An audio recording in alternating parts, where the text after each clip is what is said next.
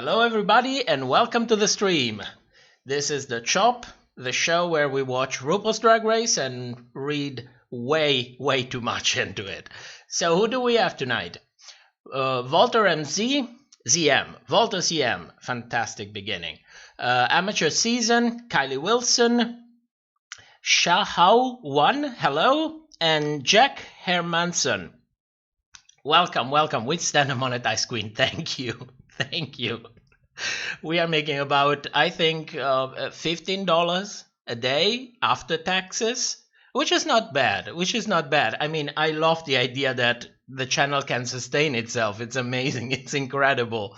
It's really motivating. It's fantastic. I'm not used to this kind of sensation. So I'm doing very well. Hey, everyone who just jumped in the chat. I think we have some new subscribers. There's somebody that I never saw before. The Only Barbie Gacha Tuber. Hello. Giovanni Lipani. Max Rollins. Methylane22. Sheriyas Cosino. Howdy. Marco Huberger. I'm pronouncing every name. My God.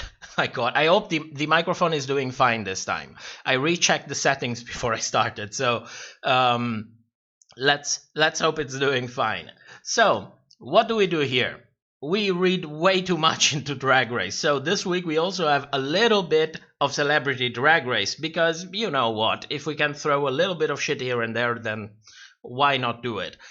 Okay, so what happened during this last episode? Widow lip-synced against Jackie, and Widow went home. Gosh, we didn't see that coming, did we? I would have never known. What do you know? They have like 25 producers, and this is the best storyline they can come up with. Well, at least let's be glad that they let Widow's villain edit go, because it was really way too much. I'm happy that she got a decent edit. She had a very nice moment at the end of Untucked with Jackie. It was very nice to see. Overall, the episode was a little bit meh. I don't know, maybe it's because there have been so many acting challenges. This season is all about acting challenges. I don't know what they thought when they did it, but I can imagine it. Let's not forget about what the disqualified contestant does. So that was probably for her. So what do we have? So the episode starts. The queen go back to the workroom, blah, blah, blah, blah, blah, blah. Let's go to the interesting part. We have another commercial instead of the mini challenges. This is starting to get a theme. I don't know, maybe I didn't notice it before, but we don't have mini challenges anymore. It's just product placement. And it's not just product placement, because we always had product placement. It's commercials. The queens are acting in commercial. It is so much. I swear, every time a mini challenger starts, I go in the mindset, oh, this is a commercial. You know what we are missing? The mindless music behind it. And then it would be a perfect commercial. And it's not like we don't have any kind of product placement during the Celebrity Drag Race. This is from the Celebrity Drag Race episode. And these are just two of the close-up of the product placement that they had. They disclaimed it. They had a disclaimer for it. It was strategically placed at the end when you have the credits rolling. So this is a lot of product placement. But you know what really puzzles me, and this is something that I want to read World of Wonder for. That, oh no, sorry, I have to do this first. I'm starting to lose control of the streaming software. Did you know that in Celebrity Drag Race there were Chanel, Layla McQueen, and Mayan Miller? I don't know if you noticed, but at the end of the credits, they are credited with their boy name. And yet, they didn't appear at all during the Celebrity Drag Race, which is incredible. I mean, they could have had like a segment, 30 seconds, 20 seconds, a little bit of something, because, you know, it's good exposure. These are queens who were on the show. Chanel was one of the first queens to be there, and yet they don't have this fabulous career like very famous queen like Trixie Mattel, Bob, or Monet Exchange, who recently won Drag Race All Stars, they could use a little bit of exposure. I thought it was pretty shady that they didn't include them in the episode. And they are credited as creative consultants. I have no idea. I have no idea what it means. It can mean everything, it could mean nothing, but they could have been there for 15 seconds. Come on, give the girls a little bit of exposure. They helped build up the show. So now that we've said that, which I clearly placed wrong, because now I'm going to talk back about the product placement again. So look at the queens. Let's go back to episode 9. Look at the queens. They all have cat outfits. And think about it for a moment. So they did the casting back last year. They told them, yes, good, fantastic, you're in the race. They probably sent them a list with all the outfit that they had to prepare. And these queens went out and spent money and sew all these outfits for what? Because this outfit was needed for placing an advertisement for a company during the show. How sad is that? How sad is that? I mean, it's beyond me at this point. It's unbelievable. I love Drag Race. Believe me, I love it. I hate the way it's been managed. It's beyond belief that they do this to the main protagonist of the show. They paid for this outfit so that they could make free advertisement for the show. I'll leave it at that. You draw your own conclusion. But speaking of taking advantage of situations, we have Raven. Raven is part of the show, and I'm very happy to see her. I love Raven. She is fantastic. If you've seen some of her live shows, she's amazing. She is professional. I like Raven. You can never convince me of something different. But the problem is she does RuPaul's makeup on the show. And do you think she's getting paid for this appearance? Because I think they just went like, Raven, come here. You're appearing in the show this time. Put on makeup, put on a dress. Come on, come in the workroom. Let's have a talk to the girls. And, I don't think she was getting paid. Do you think she was getting paid? And any of you think Raven was getting paid? I don't know. So they go around in the workroom. They are talking with the girls about what they're going to do for the main challenge. And Rue comes out with this line. I had to rewind whatever I was watching. I had to rewind it for a moment because I cannot believe that she said something like this on national television.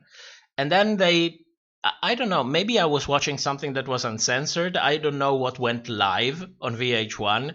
But it's astounding. I mean, in a way, I like it. Don't get me wrong. I like the queerness of it, and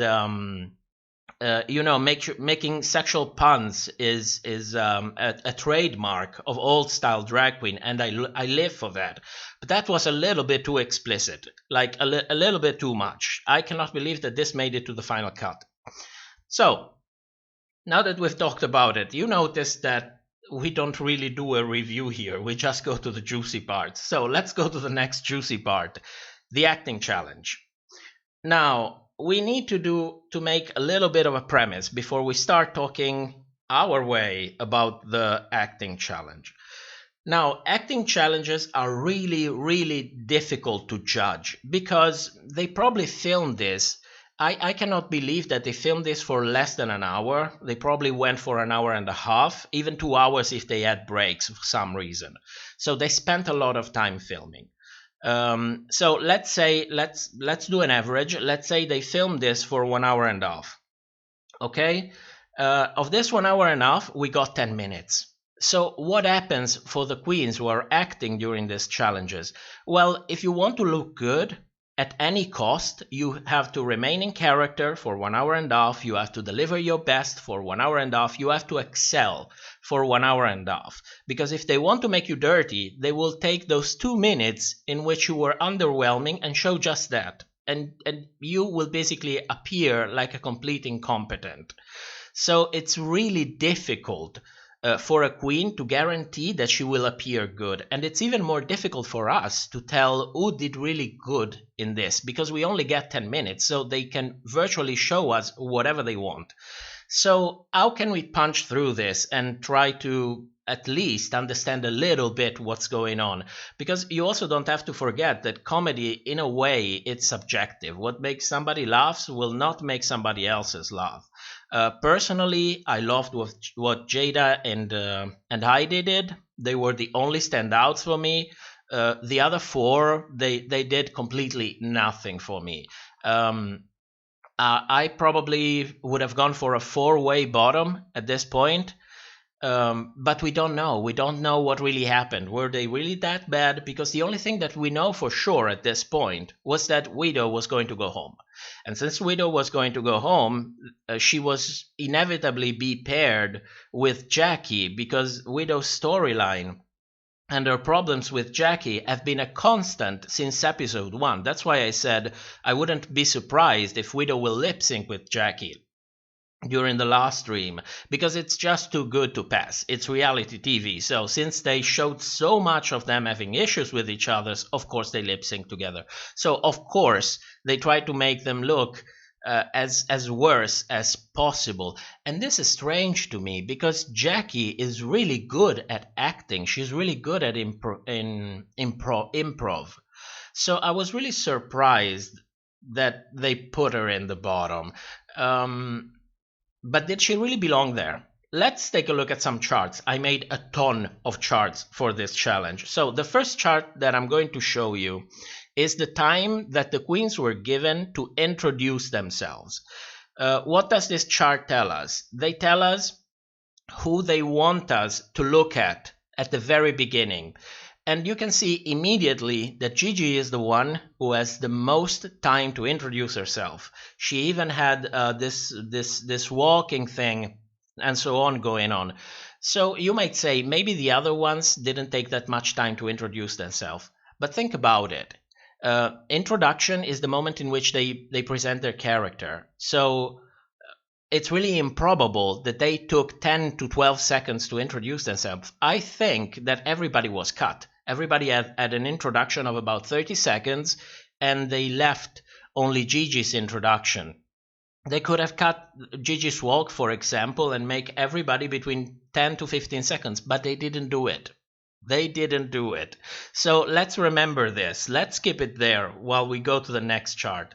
The next chart is going to show you how many questions were asked to each queen and how much time they were given to answer the question. So the bar represents the time, and immediately what we can see in this one is that Jackie was asked only 2 questions. What a coincidence, right? Especially when you consider how talented she is at improv. She answered only 2 questions, nothing else. And of course, the reception to these 2 questions were not too positive. Everybody else is basically there. Heidi is a little bit of a standout because she did really good in the challenge. But she answered 3 questions, not 4, like Jada, Widow, and Crystal. And she was the one who was given the least amount of time to answer. I think that this could be because, in a way, they didn't want to to outshine too much Jada's win. Because when you look at the grand scheme of things, we already basically found out that Jada is one of the finalists, at least in our opinion. And she needs another win. She needs to outshine Heidi. Especially because in the last stream that we did, the prediction was that Heidi was going home. She was not going to reach the top 4. So we will see if that still holds at the end of the episode. Anyway, the time that they take to answer and the amount of questions that they answered already gives us another big piece of information, because Jackie was only asked 2 questions. So the next chart, I think it's one of the most important charts, because it's actually an indicator of how really competent the queens were. And this is the chart of the interactions. What do I mean by interactions? I mean, when a queen steps in when she is not directly being answered a question and she starts interacting with somebody else, with another queen, with the judges, whatever it is. I think it's a good indicator of the improbabilities of the queens. But of course, we cannot say much about it because don't forget, they could always cut it. So I think this is what happened to Jackie again. She is shown interacting only once. Only once. And you know how good she is at interacting. You remember Snatch Game too. She does it. That is something that she definitely does it. Yet we see only one. We are shown no interaction for Crystal. And this is another thing where I want to put your attention to, because they are trying to push Crystal as much as they can. If you notice, during the challenge, she was called Aldebarge by the judges, which of course puts emphasis on how funny she is, and she was given background music again. So these are small pluses that are given to the character of Crystal that elevate her performance in a way. But when we look at the reactions that she has the interactions that she has 0 interactions, and I can bet that if she had any interaction, we would have seen it. But yet they are 0. At the top, we have Jada and Heidi. Heidi is the one that interacts the most. Heidi was incredible. I think if there ever was a case for a double winning, this would have been that case, because she was really that good. I was thoroughly entertained. She was a complete goof. She was incredible. So now that we have taken this into account too, let's take a look. I know I'm going to get you crazy with these charts, but at least we can say something about it. The next one is the reaction shots charts. The reaction shot chart. Why is this important? Because this chart tells us exactly what the editors want us to look at. What are reaction shots? It's basically whenever the camera moves and you have a queen reacting to something, only with their facial expression, with their body language. It's just the small reaction shots that last anywhere from half a second to 1, 2, or 3 seconds. Why are these so important? Well, they are so important because they can place them anywhere. You can simply cut a reaction shot of a queen and place it wherever you want. It's the easiest thing to manipulate when you want to have someone always on screen. And the first thing that you notice is that Gigi tops everybody. She is constantly on screen. And what does this do when you have her constantly on screen reacting to everyone? It gives you this impression that she is having, at least to me, gives this impression that she is participating. She is actually doing something. She is performing in a way. But don't forget, they're filming for 1 hour and a half. You have plenty of reaction shots from everybody. So these reaction shots that we see is the direct will of the editors. The editors wanted Gigi to stay there. And I think because she performed really poorly, like, for example, Crystal performed really poorly, Guido performed really poorly, and what we've seen of Jackie was not good. But at the end of the day, don't forget, they had to find a way to put Jackie and Guido in the bottom. So the only way to put Jackie and Guido in the bottom is to somehow make them look worse while you make Gigi and Crystal look better in a way. But if you look back at the challenge and take all these things into mind and look again at Crystal's performance, it was really, really, really underwhelming. It looked poorly prepared. I mean, acting is not her forte. Absolutely not. Her makeup is incredible, but acting, it's just not her thing. And I think if it was up to me, I would have put Gigi and Crystal in the bottom, just for giving a little bit of a twist. Then I would have kept them both. I would have not sent home anybody, but it would have also achieved this effect of rounding up the characters a little bit. You know, lighting a little bit of a fire, give them a little bit of vulnerability. You know, you remember the earlier season when you had RuPaul continuously talking, we need to see your vulnerability. We need to see your. Well, show me some vulnerability, because this is what makes me click. Not only me, but the viewers in general. When we see the humane side of these people, and if they don't show them to us, what we are only going to see is them as a character, not as real people. Viewers are going to take these characters, put them on the pedestal, and the problem with this is that the higher the pedestal they put them on, the bigger the fall will be when they inevitably crash for whatever reason. And I'm most worried about Gigi, for example, because she's really young. She is 21. And people are putting her in such a high pedestal that when she falls, and she will fall at some point, because at 21 you still have so much to learn about a lot of things, about business, about publicity, about catering to your public image. There is so much going around, and unfortunately most of it you learn by mistake. So like everybody else, she will be bound to make mistake, and she will fall from a very, very, very high pedestal. So she has my empathy from that point of view. But I totally hate her headed. I totally hate the way they're heading her. She's a complete Mary Sue, and I think this acting challenge is another proof that they keep pushing this Gigi edit so much, so much, so much. It's so much. It's so much. So let's move on. We go to the main stage. And what do you know? It's Dahlia scene. It's broccoli.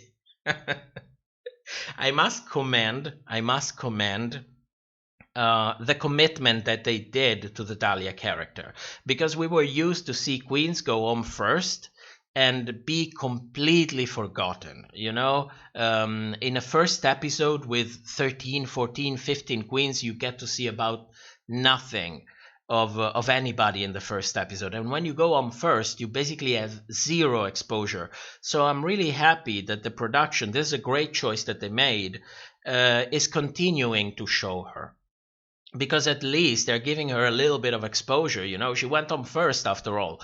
Of course, Dahlia is managing her social media in a complete I'm trying to find not offensive words, but I would say likable. Okay, she is back in her outfit every time, unless they filmed everything beforehand, but I don't think so, because when they make the Gay's Anatomy, she wasn't being pushed by a queen in makeup on a wheelchair. So she must have been there for the Gay's Anatomy episode. So she knew she was going to get this kind of exposure. So I don't know, maybe it's her brand. If anybody follows her closely, maybe if that is her brand, to be so abrasive. That's the word I was looking for. So abrasive on social media. So I don't know, a little bit of a missed opportunity, but a little plus on the production value. On this show, I always read the hell out of the producers, but we should give them credit where credit's due. So they did a great job with Dahlia. I hope they will continue to do this for every first eliminated queen, because they deserve a little bit of exposure, especially after they spent a ton of money to prepare for the outfits. My God, I didn't count the outfits for this season, but they drained them. They completely drained them. I think they had to prepare more than 20 outfits. I'm going to count them. When the season is over, I will release an episode of The Chop, hopefully under 20 minutes, and we will do a roundup of the season. Maybe we'll even do a stream about it, and we'll talk about this. We'll talk about the amount of money that they probably spent for all these outfits. It's incredible. It blows my mind. Anyway, so we go to the main stage. The queen presents their makeup, they present their outfits, and immediately the first thing that struck my mind, and I hope you get the reference, is that Heidi won't be taking no calls because she'll be dancing, girl. She'll be dancing. That's the first thing that I cannot get it out of. I know it's stupid. I know it's really stupid, but I cannot get it out of my mind. I mean, look at her. Look at her. I had to rewatch the video and I put them side by side, and I couldn't think about anything else. The makeup that I loved the most was Crystal's. I think Crystal's makeup was amazing. For some reason, I loved it with this wig. My mister completely hated the wig, but I loved it. I think she looked beautiful. She has incredible makeup skills, and she's also very versatile in the way that she uses them. Because pardon me the quote unquote, but it's easy when you get used to paint so much, like in I don't want to say clownish, but I cannot think of a better word to describe it, when there is just so much going on, so extreme on the face. And getting used to do that, and then find a way to mix it up with a normal mug, okay, a feminine mug, and then mix the two up and find that perfect balance that manages to accomplish both of the two things. I was really impressed. I don't know if this makeup was enough to save her from the bottom, but I really appreciated it. It's the one that I appreciated the most. Best outfits, without any doubt, it was Jackie and Widow. This was a political challenge. The dress had to be a political statement. I completely agree with this, and especially with Jackie. And I don't want to beat the dead horse, because it was beaten enough during the show. But wearing something like that, knowing what she represents for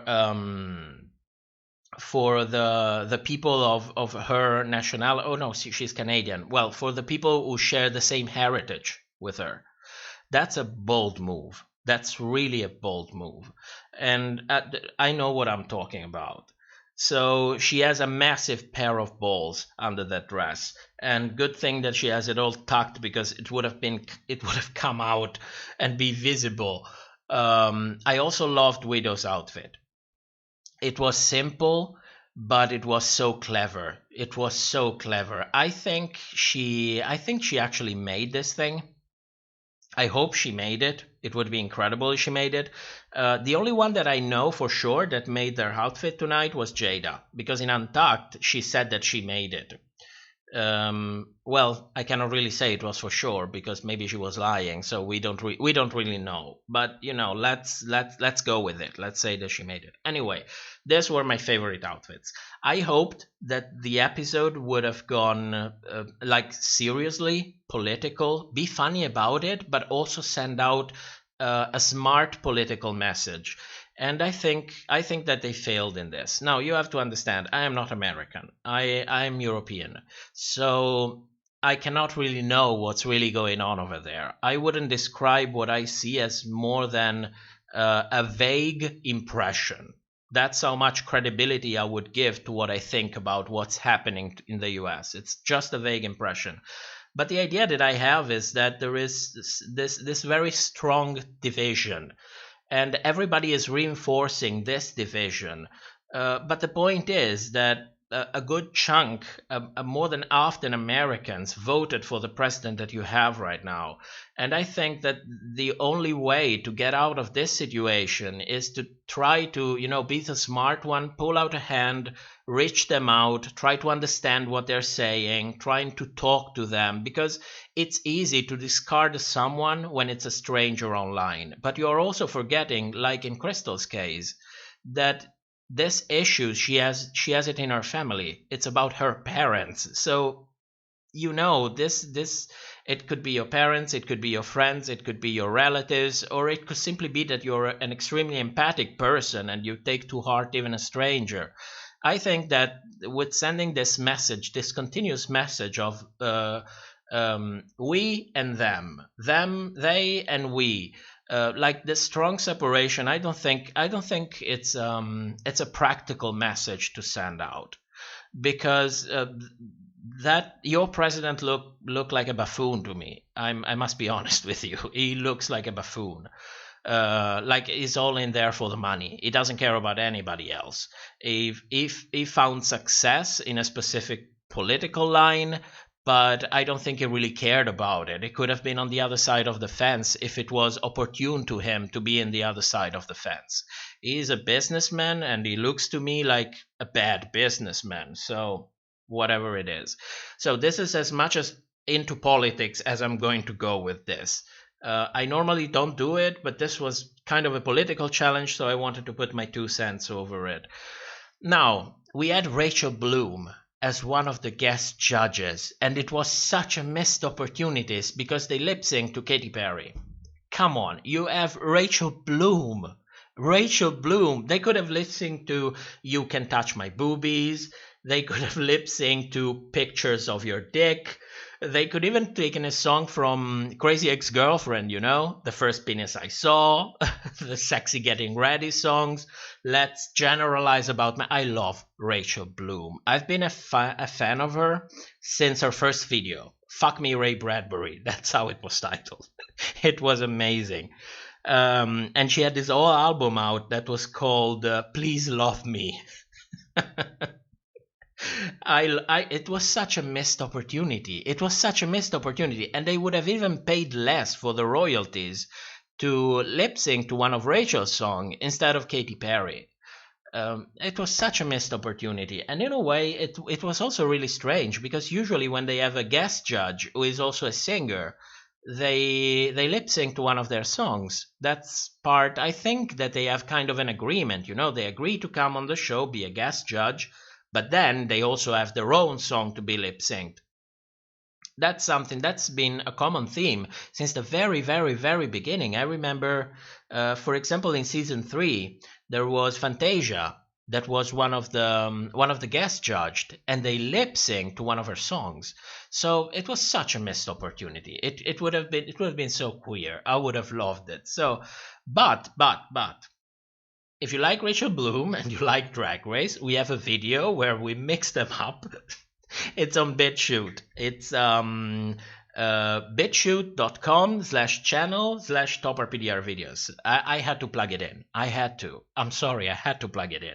That's our backup channel. That's where you find all the videos that are not on this channel. And also this video. So, after this, we move on to Untucked. Now, this is the interesting part because something happened during Untucked, and that's where I want you. That's where I want all of you. Did anybody notice? I have set the how is it called? Let me see. The stream latency to quite low, so maybe you won't see this video very clearly, but you can hear it.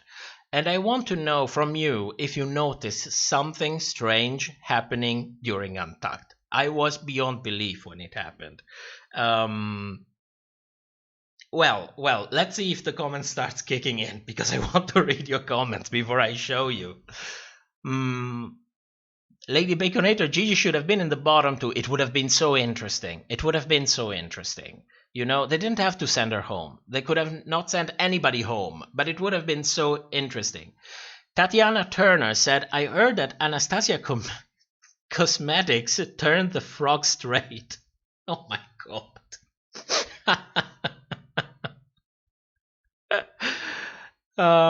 Murder Gorillas 222. Got to go now. Thanks for the great stream as always. I love this so much. Thank you. Thank you.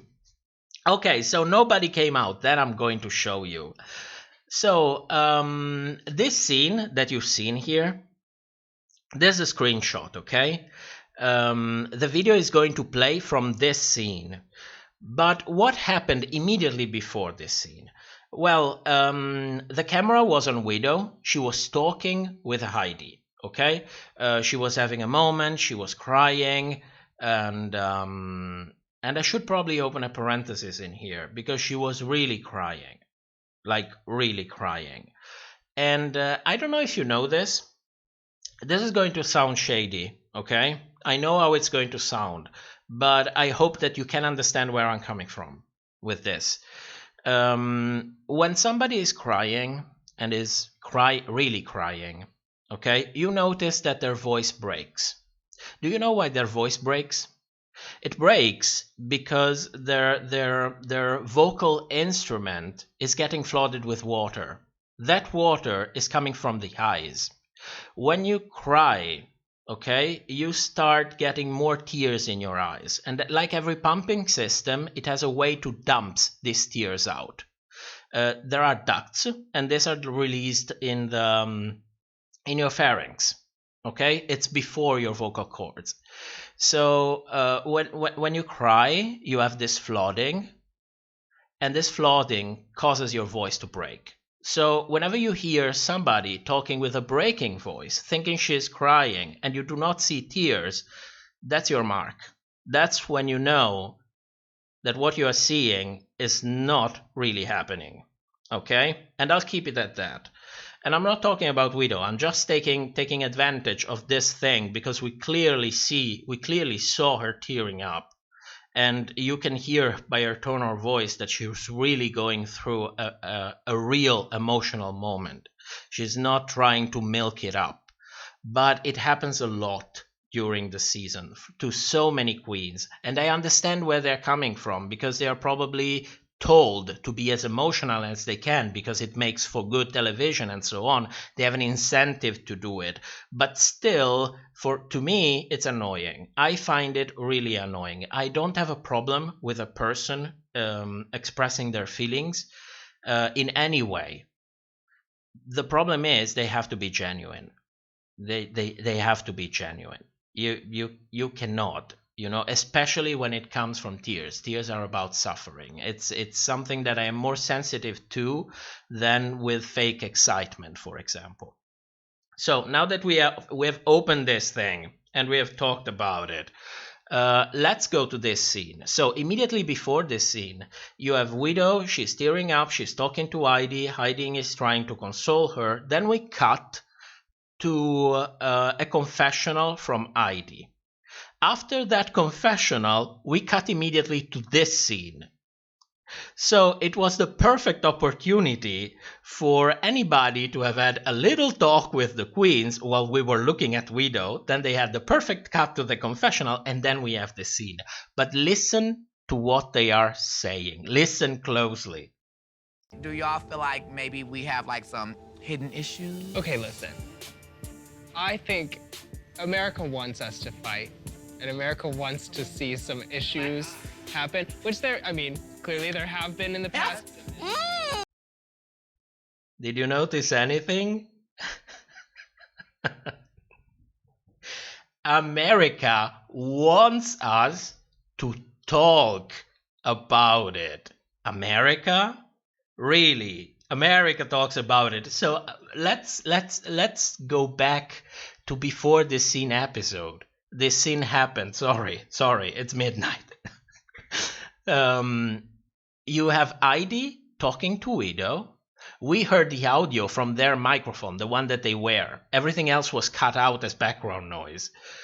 And I think somebody came out and said, listen, guys, these two are clearly going to lip sync. So don't you think you should talk about the issues that they are having? And then they come out and they say, well, America wants us to talk about. Come on. America wants you to talk about. Who was it? Was it one of the 25 producers on the show that told you to take Widow from her emotional moment to stir up a little bit of drama because the show needs drama? Or maybe it was one of the talent handlers. Who knows? I don't even know what this kind of job means. What does it mean, handlers? They're giving them hand jobs? I don't know. Oh my god. Oh my god. Who told the queens to be shady? Come on, America wants us to talk about it. My god, it was so much. It was too much. Come on, it was too much. I'm glad that at some point they simply called it.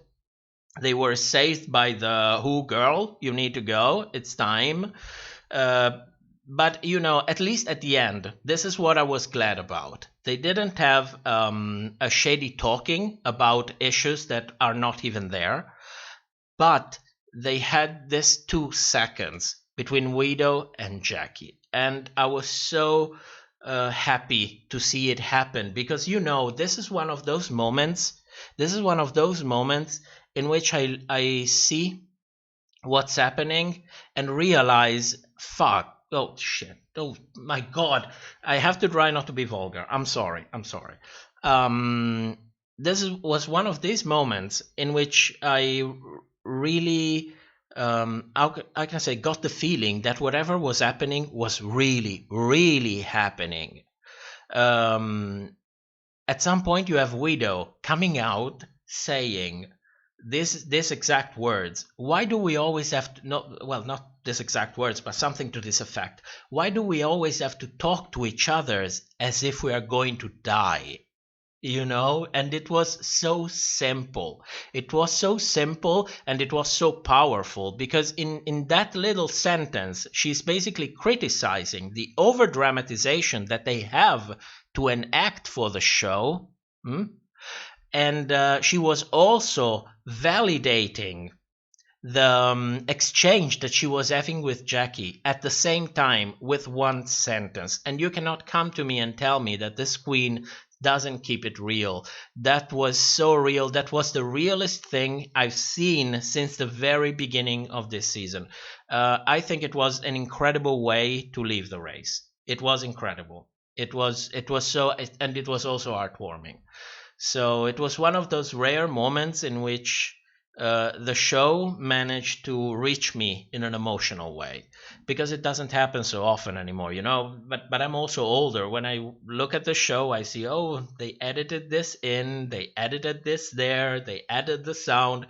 It's really rare that you have these queens who really get to show up something genuine, something 100% genuine, that it's not milked for views, it's not milked for boosting the character.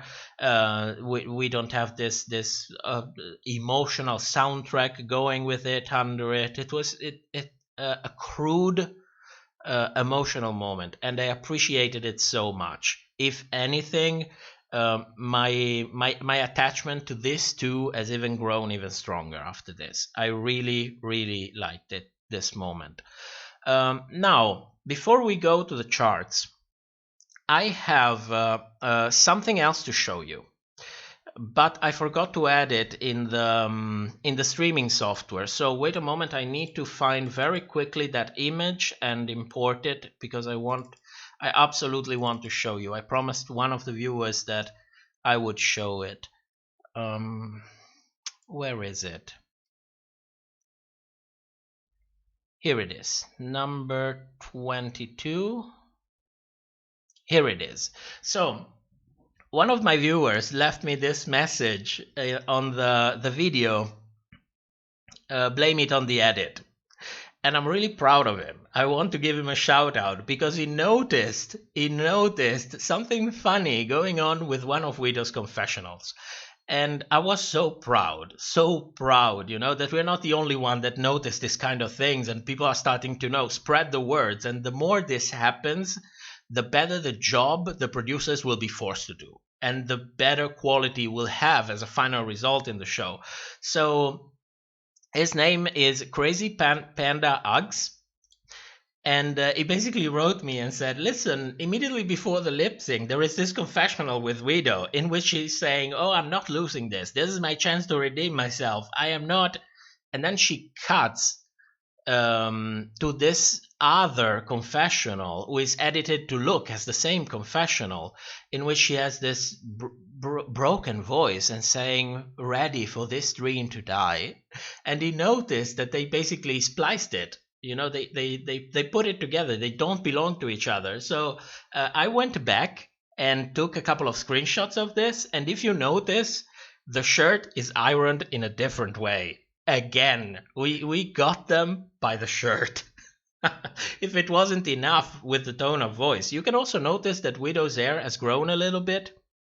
In the right side image is the older image.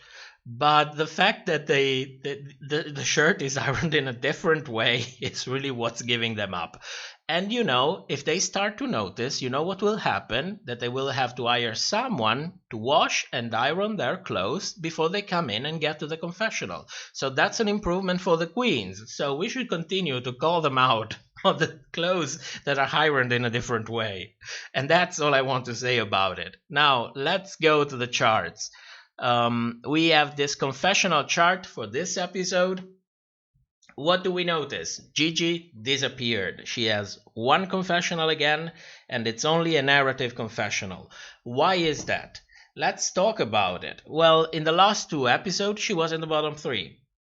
And what is a confessional? Confessional is that moment in reality TV in which you bound to the characters in a personal and intimate level.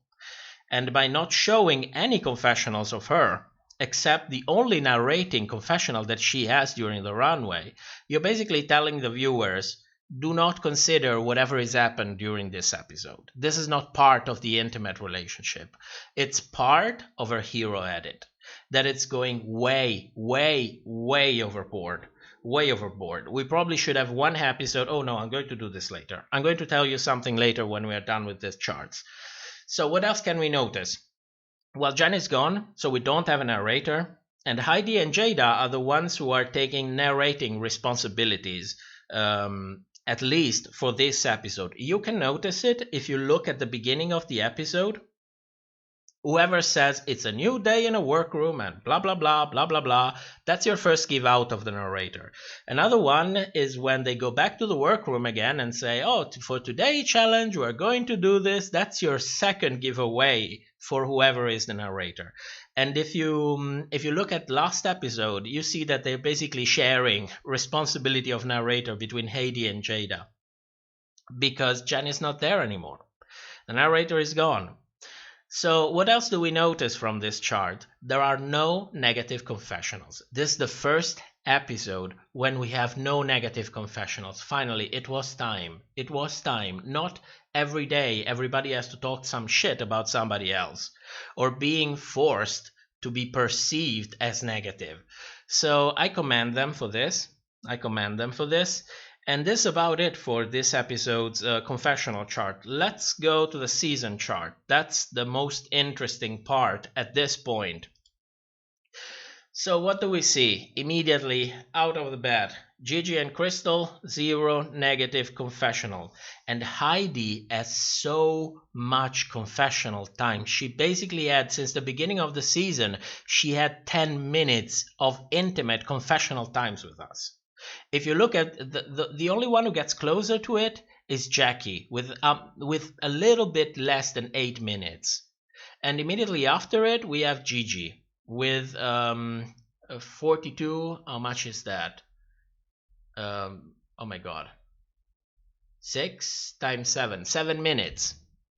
A little bit more than 7 minutes. So this is interesting. Because if Gigi was not there, the first thing that I would tell you is Heidi is on the top.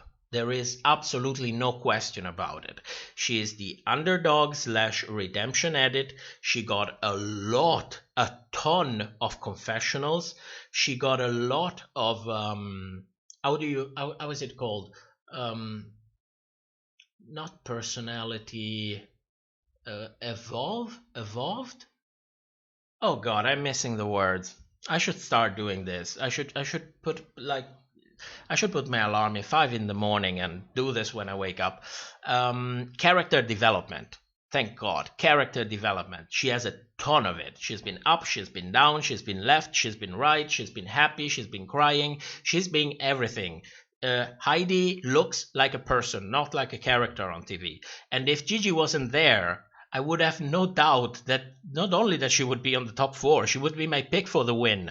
That's what I would think about Heidi. But we have Gigi there. And we have seen, if you follow the stream, if you followed this show and the stream since the beginning, proof after proof after proof after proof of the bias, the strong bias that they have with Gigi. One should think why. From a reasonable perspective, from a commercial perspective. Why is that the bias is so high? Why are they pushing her so much to the point that they're basically outshining her talent? She doesn't look anymore like a talented queen who is only 21 years old. She looks like someone who is being pushed time after time. And if they don't stop immediately, that's the only thing people are going to see. But, in here, at least in the small space that is our channel, we're a little bit reasonable and recognize that she is talented. But this edit is not doing her any favor. At all. So what does it mean that Gigi is there? Well, Heidi is the only real threat. She is the only real threat to Gigi. And I don't think there is any way that she will ever be put in the top 4. Because you know what's going to happen? People are going to be divided about it. At the very best, they're going to be divided between her and Gigi. At the very best. At the worst, she could even outshine Gigi.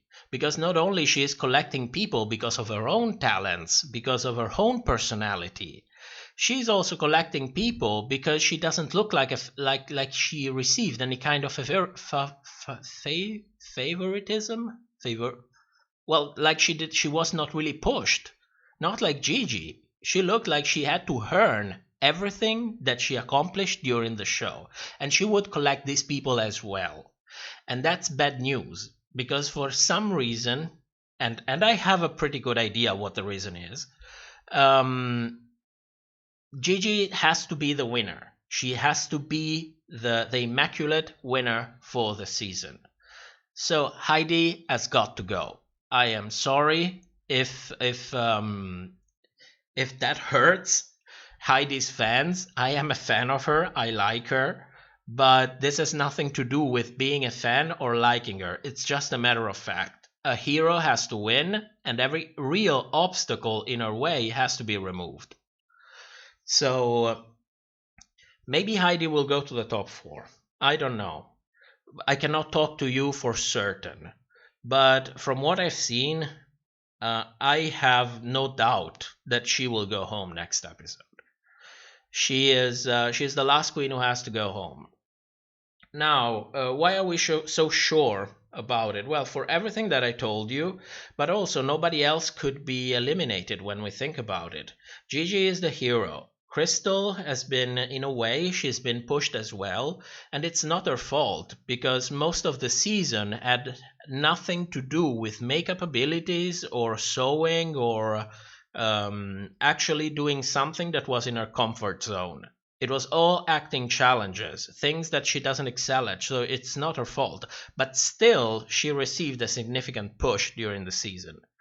Jada, well, we have talked about Jada, the need for representation that the show has shown consistently since the move to VH1. You need a queen of color, and you need a queen of color that it's not portrayed as a villain. That has been a constant.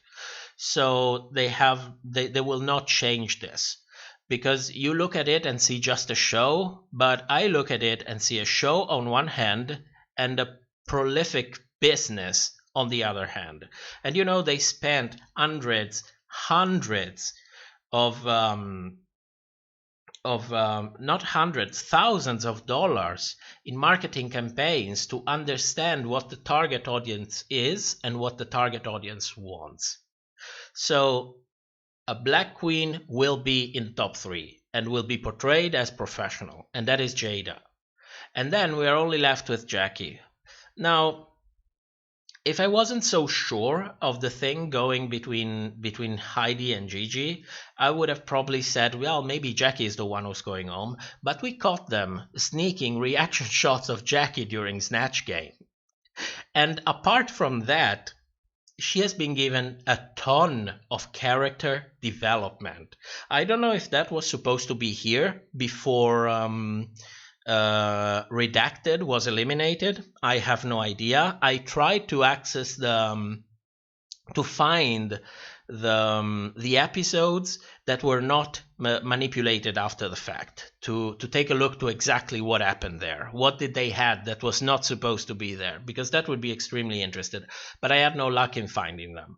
So we're just going to roll with it. We sneaked a lot of the reaction shot from Jackie during Snatch Game. It was so much. So based on that and based on the character development that she was given, I think she will be the top 4. What I don't think is that she was supposed to be on the top 4. What do I mean by that? I mean that I am convinced, and when that article came out that basically claimed that Redacted was going to be on the top 4, I'm basically convinced that was the case, and Jackie was the one who was not supposed to be on the top 4. That was going to be eliminated. But a contestant went out and a contestant must come in. Why? Because the finale is a formula that works so well. Having this 3 lip syncs is really satisfying. It's really satisfying. It's a good show. It's a good format. So if it works, this is business. If it works, you keep it. If it doesn't work, you change it. And the finale works. So we are going to have a top 4. I'm still curious as to how they are going to accomplish in the last episode of the season before the finale. But we are going to see. For next episode, my prediction is that Heidi is going home. I don't know who she's going to lip sync against. I would say that she will not be lip syncing against Gigi, because they had ton of opportunities to put Gigi in the bottom and gave her and round up her character a little bit more, giving her also a chance to shine. Because I didn't really like the first lip sync that she did, but I have seen some live lip syncs that she does, and she's not that bad at all. She is not incredible. She is not like Andrea Stranja. Okay, we're not at that level. But she's good. She's much better than what she did in the first episode. So it would have been interesting. But they had that opportunity and they passed on it twice. So they're not going to take it next episode. So we're left with Jackie, Jada, and Crystal. It's one of these 3. Maybe if Jackie was really not supposed to reach the top 4 in the initial edit, maybe she will lip sync against Jackie then. But if Crystal was the one who was not supposed to reach the top 4, then she will lip sync against Crystal. So whoever she lip syncs against, whoever send her home, I think that's a good. That could be a good indicator of who was supposed to end in 5th position when Redacted was still on the show. So, let's go on. Let's go on. I have something else to ask you. Now, let me get a sip of water. My mouth is getting dry as hell. Now, to all of you guys that are here for the stream, I cannot begin to tell you how much I appreciate the fact that you come here, have a talk with me, write your comments, tell your opinion, and basically keep me company while I'll do the streams. Because if you've been following from the very beginning, you know how difficult it is for me to sit here and start talking to an empty room. It's something that you have to get used to. It's not that easy in the beginning, and I really appreciate your contribution that you're giving, even just coming here. I always thought that whenever I saw a YouTuber thanking people, that it was full of shit. It was just something that they say because they have to say it, because it makes people feel important, because it creates a connection, and blah blah blah and blah blah blah and blah blah blah. And turns out I was the one full of shit, because I'm here saying the same exact thing. So I want to thank you for this. And I want you to decide what video we will work on next. I have 2 videos prepared. What do I mean by prepared? That I have a basic script and most of the material already prepared. So the only thing that I'm missing is finishing the script, giving it some finishing touches, and do the editing. So I want you to choose what we're going to do next. There are 2 options. Number 1 is a video about editing fails. It's long overdue. It's been almost 2 years since we created part 1. So we have all the materials for part 2. And the other one, is a new episode of The Chop. In this episode, which I hope will not be controversial, but it will probably be, because people are not really used to a reasonable approach to issues, I want to talk about Gigi's edit. Why did they choose her character? What is the motivation behind it from a monetary perspective? Because this is about business. And of course, the reaction that people have had to Gigi, because believe it or not, she is one of the most controversial figure of this season. So you can vote in the chat. vote only once, because people have been having problems with YouTube when they did something like this. So even write editing fails or Gigi's had it, okay? And I will tell you in a couple minutes. You know what? Well, this gets to you. What if I give you a little bit of a music and I go to smoke a cigarette real quick? I could use that. I could use that. Oh, please don't write numbers, because I don't even remember anymore what did I said first. Just write Gigi's edit or editing fails, okay? I'll be back in a couple minutes. I really need to smoke a little bit. Come on. Come on.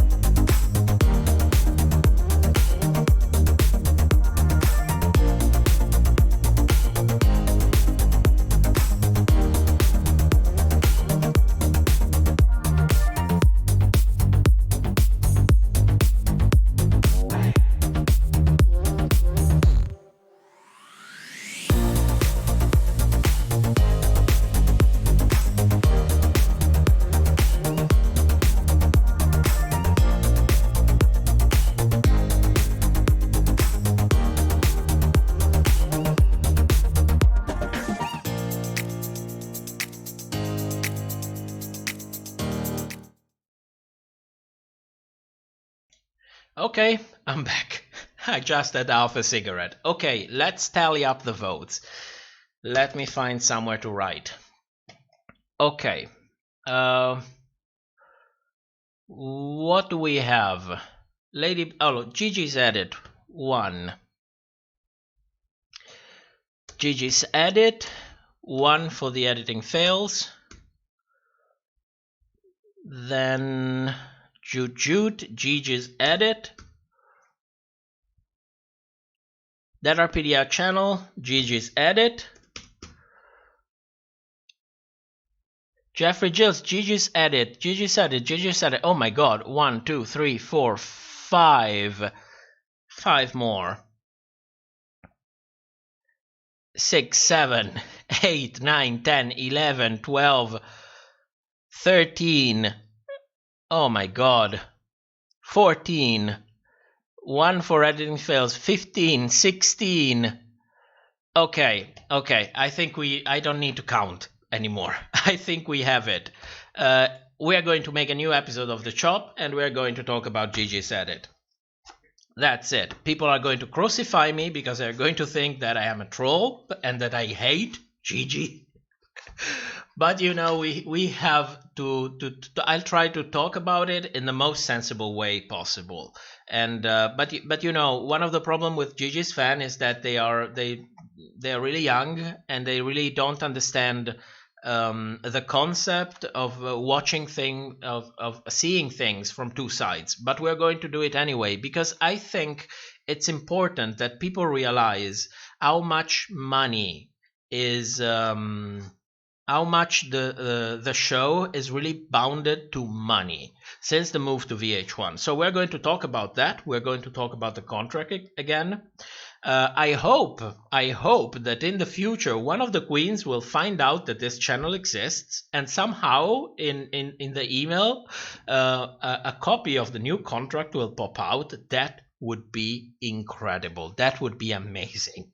I would gladly spend a whole week reading every single word of that contract and then come here and discuss it, because I have the feeling that they are squeezing everything from the queens, like everything.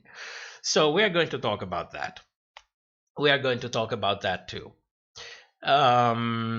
Amateur season. I'm technically a Gigi fan, and am I young? So does it mean I'm a bad fan? No, that doesn't mean that. What it means is that there is a general probability that you would be over the top about it, or at least that's how I would approach the possibility. But then you've been here.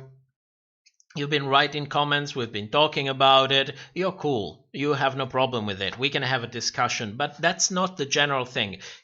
If you go on Reddit, for example, on the RuPaul's Drag Race subreddit, what I like about it is that they have a very, very strong stance on spoilers. So it's not like on YouTube. On YouTube, for example, when I'm logged in with the channel account, I try to avoid anything Drag Race related, because you know that a video will pop up with the thumbnail and already written who's been eliminated or who's been speculated or who's been leaked. So I try to stay as far away as possible. But on the subreddit for Drag Race, they have a very strong stance on spoilers, which means that I can actually go there. I can actually take a read. And what I see is people losing completely their mind about Gigi. They're calling her the second coming of Bianca Del Rio. Which, I mean, she is 21. She is 21. She is impressive. I am impressed.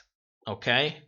Because of her age. But going as far as calling her a second Bianca Del Rio is a little bit overboard.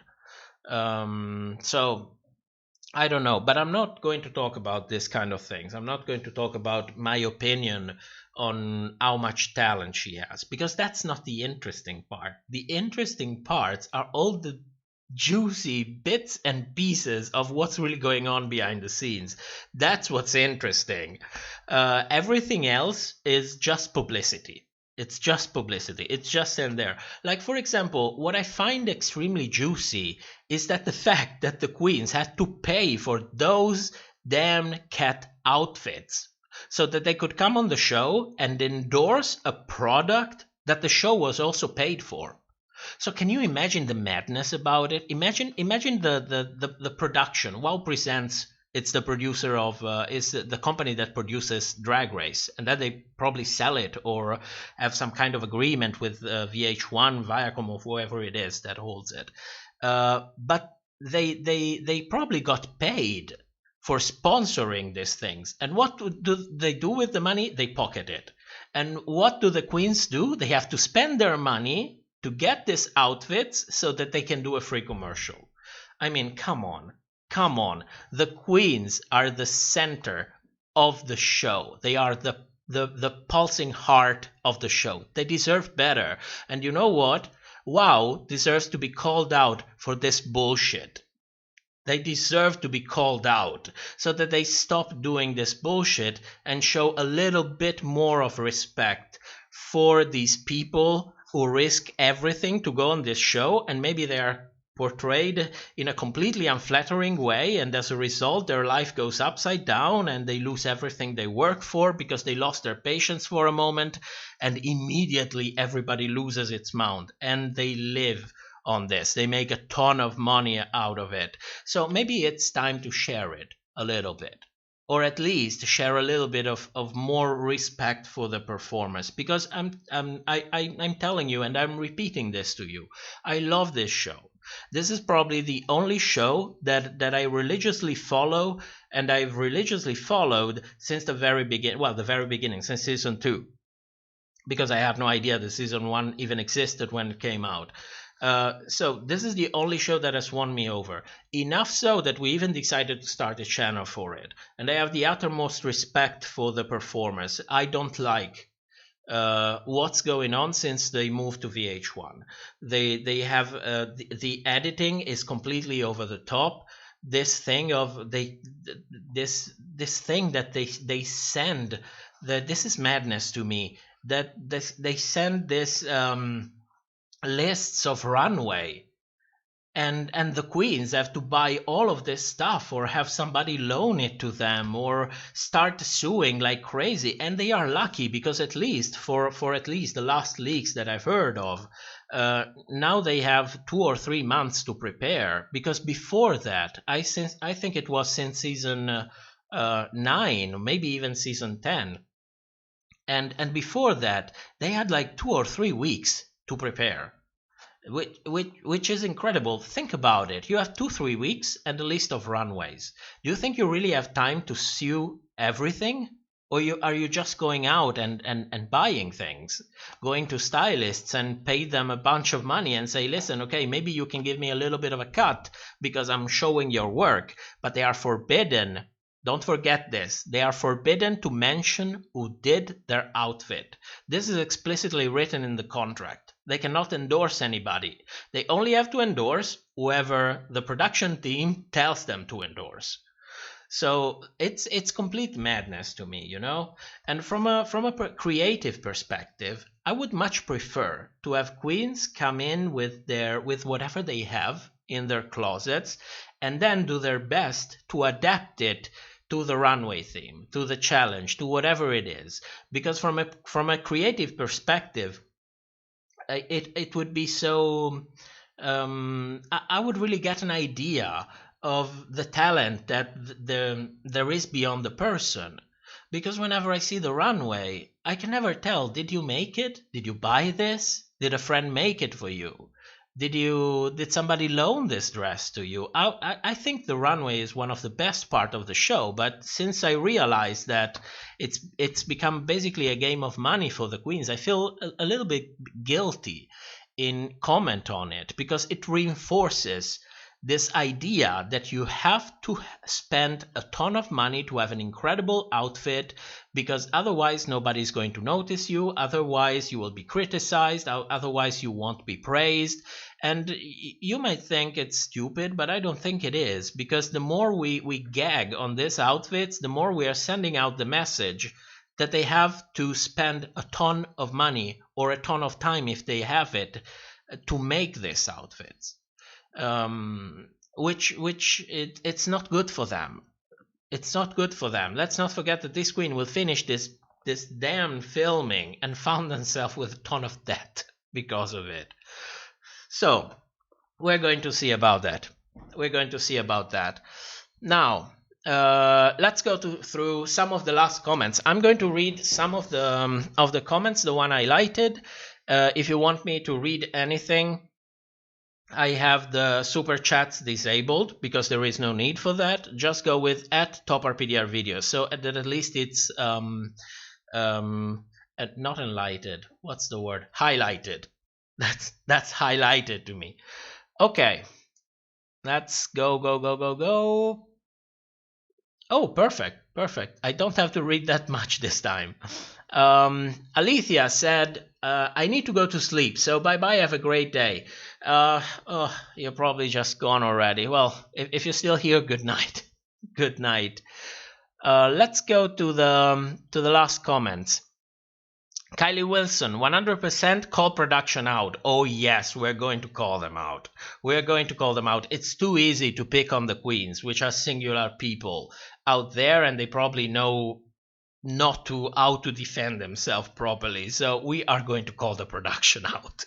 We are going to get on the big names. If for some reason at some point you see the channel disappear, you know exactly why. So, but we are going to try in the most respectful and legal way in which we can do it.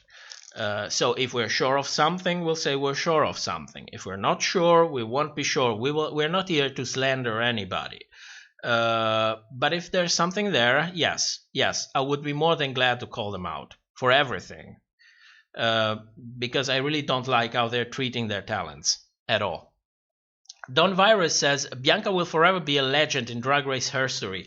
She will be a legend, not just in Drag Race. She is a legend worldwide. I think there are more people today, especially younger people, that have seen Bianca perform than the amount of people that actually saw the You Better Work music video from RuPaul. I think that if it wasn't for Drag Race, if RuPaul's name wasn't attached to Drag Race, she would probably be the most known queen on the planet. Directly under Katya, directly before Katya and Trixie and all the other big names who are absolutely making a killing with the new generations. I think Bianca is that one queen that appeals to anybody, to everybody, sorry. Doesn't matter the age, doesn't matter the nationality. She is just a legend. She is just a legend. And a lot of people like to, to read her for not changing her shtick. But don't forget that Bianca was 40 when she competed on Drag Race. So it's not like she was 21. And season 6 was 6 years ago. So Bianca is probably anywhere between 45 and 47 now. She's too old to change. And apart from that, whatever she is doing works. So,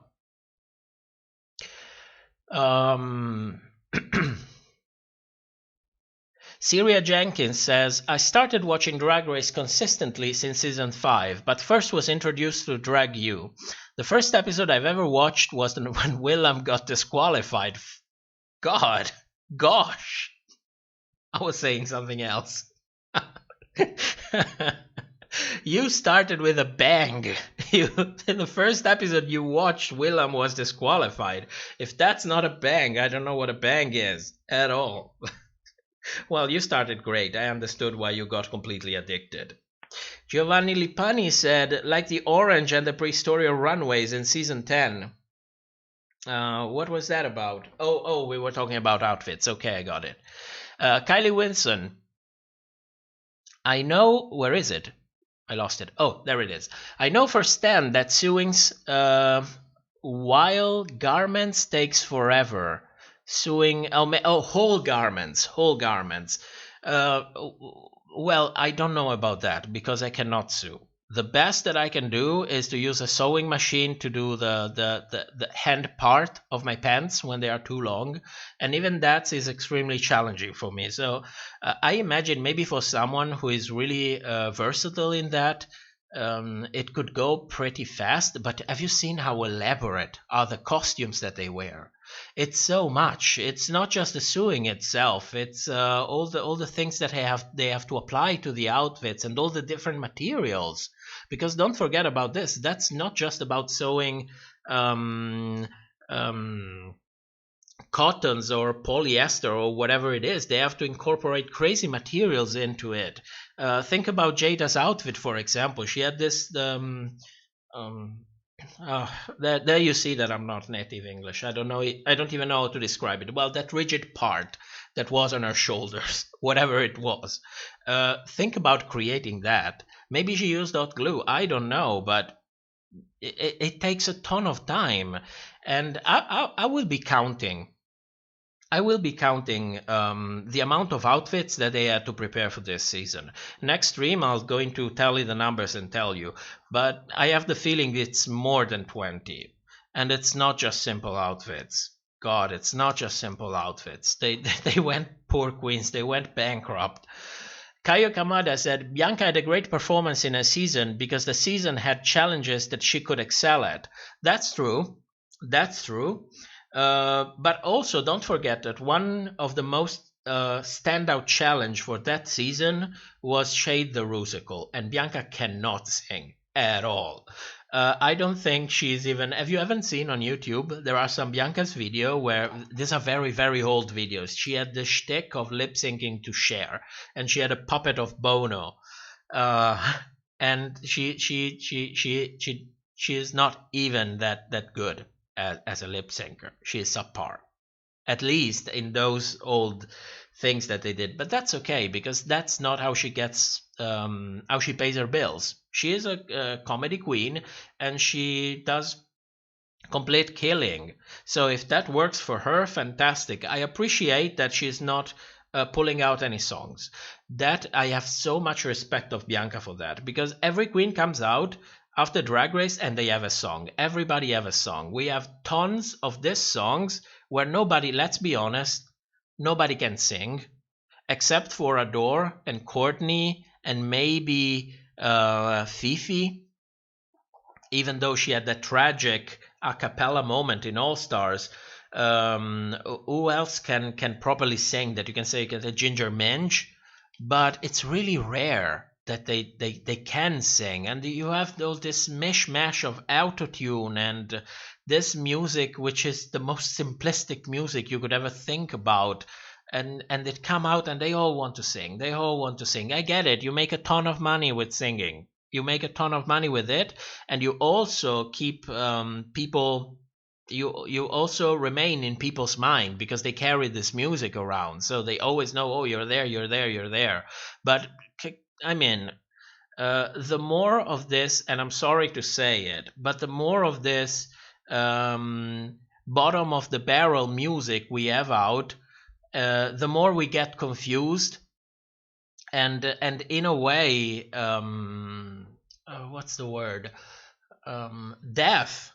Possibly death to when somebody who can really sing actually happens to release a song, or somebody that can really write their music comes out and writes their song. We are going simply to lose them in this marasma that's all this poorly done music. You know, I'm really sensitive to the topic of music because I actually trained my ears. In the desperate search for music that wouldn't bore me, because I reached a point of my life years ago in which I was starting to get bored with everything that I would listen. I couldn't bear it anymore. So, I appreciate Bianca for that. I digressed so much. I'm sorry. I tend to lose myself. Lady Baconator said, I had an idea to make joke Drag Race conspiracy theory videos on my channel. Why not? I mean, listen, okay? I still have on this channel the first videos that I made. They are terrible. Look at them. They are called something like Records in Herstory. They are awful. The only thing that you see is picture, a background, some awful music that I got out of the library of YouTube, and those are the records. Nobody liked it. Nobody watched it. They have a lot of views because the channel got better videos afterwards that basically dragged on the views. So they are awful. So whatever you start doing, Lady Baconator, start with the idea that it's going to be not pleasing, okay?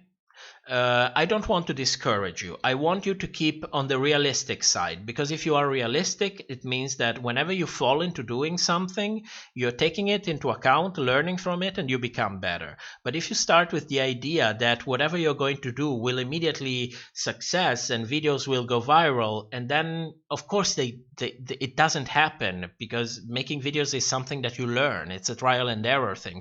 And when it doesn't happen, you fall so much because you had so much expectation that you simply stop making videos, and we don't get to see anything of your creativity. So my advice to you is to start. Do whatever you think gives you pleasure to do. Do it and put it out there. Then check your sensitivity out of the room, because people, when they comment, usually are rude. But even in their being rude, they are still giving you a feedback, and you can use that feedback to grow up and be able to deliver your ideas and your creativity in a way that it's more pleasing to the viewers. And that is the best way to go for it. That is how we started doing it here for the channel.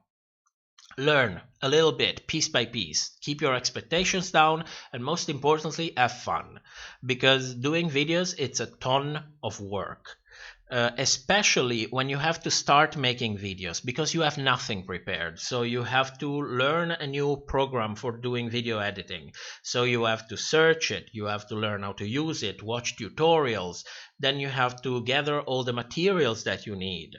For example, for us, we had to somehow get to a point where we could get the whole seasons. I have a hard drives with the whole season, which took a ton of times because the DVD and the Blu-ray you simply cannot find them anymore. So it takes a lot of preparation. So the very first videos that you do, they are exhausting. But after that, everything else you are building upon whatever you're already built. So and I'm talking so much about this because I think that in this community we need more creator, and we need more creators that do something really unique. Because what we see around, when you look at the panorama of the drag thing, what we have are either these big networks who basically always do the same thing over and over and over again. And when you look at the independent creators, we have comedy. We have a lot of comedy because there is Lee Dawson, who does the Rookups. There is Blaze Maze, who did the first Rookups. There are a lot of other people who do this comedy Rookups, which is good, but it's just comedy, And then there is Jake, who does drama, so he follows social media and goes around that. And I think it's one of the, if not the only one, who goes in that niche.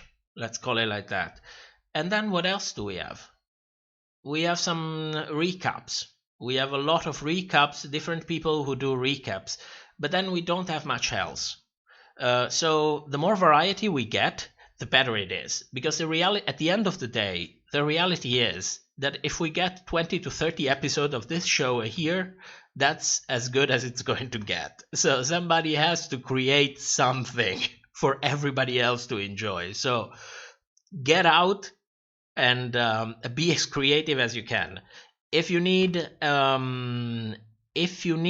any help when it comes to which programs do you choose or whatever it is, you can hit me on Twitter with a message and I can give you a list of everything that I use. I mostly use programs that are free, so you don't pay anything for it. They are extremely powerful, but you have to back it up with really learning how to use them. For example, for doing video editing, I use Blender, which is extremely powerful, but you have to learn to do everything. And by everything, I mean even when you cut from a scene to another and you want like this diffusion to black, that you do it manually. You don't have like a strip that you call and say, okay, now do a cross between this part and this other. No. You do everything manually, but you trade that with the power of doing basically everything that you want, of controlling the editing at the frame level. So I lost myself again, my God. Syria Jenkins says, don't forget Courtney and Adore have a great singing techniques. Yes, that is some of the people that I mentioned. But you see, it's really rare. It's really rare occasions. Don Virus says, Brown Cow stunning, bring the hoo-ha sensation. I'm so sorry that Monique didn't win.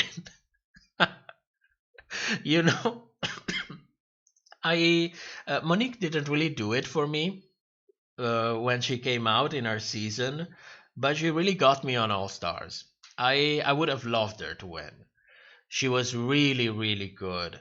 And I felt so sorry for her because in her lip sync against Latrice, she basically murdered Latrice. I mean, I'm happy that Latrice came back, even though she had a dreadful edit. But if you rewatch that lip sync again, you can see that all of Monique's reveals were basically cut out from the lip sync. Because if they showed all of that, they could never justify bringing them back, keeping them both in the competition.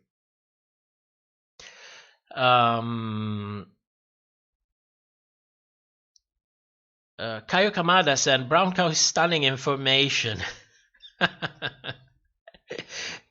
Gianni Senchire Dahlia's brand is in line with her social media. She has a younger, more urban appeal. Think Cardi B of Jeffree Star.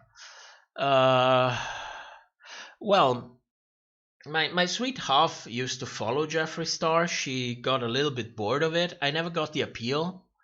I could be that I'm simply too old for that, and I'm not really into makeup tutorials, if that's what it does. I like seeing the effects of makeup. I don't like seeing the process. I have no interest in that. I don't understand it, but I like to see the effects of it. I'm a sucker for good makeup, but not really following it. It's just something it's totally out of my interests. Amateur Season says, I'm currently using Movavi Video Editor. I don't know it. I don't know that program. Kayo Kamada said, when you wake up in the morning, when you walk into the room, burst first. There was a moment during Untucked when I was watching with my sweet off when somebody said something first, and at the same time we said burst first.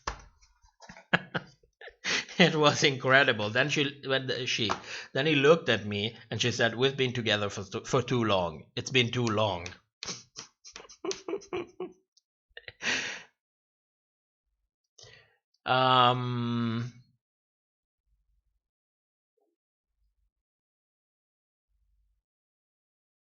Syria Jenkins says, Munich is great. Millennia Decade, Bussy Queen. I know Millennia Decade. I know her. She's incredible. She's incredible. I love when she does Rue's fake laugh. She does it so well. Kayo Kamada, Stan Bussy Queen. I don't really know what that means, but I'm going to leave it at that. Dom Virus, hi Uglies, it's me Bussy, and welcome to Hot or Not. Oh, it's a quote. It's a quote. I have to write this down. I have to write it down. Let me write it here where I keep the yes, where I have my notes for today's stream. Who are these people?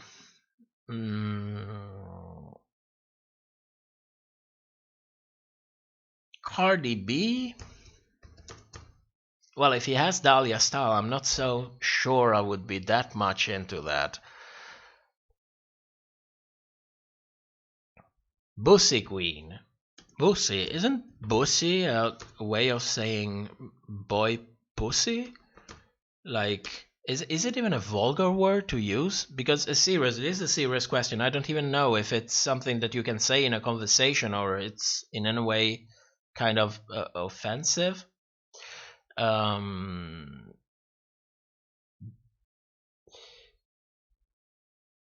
Kamada said, the comments have turned into quoting Monique Hearts.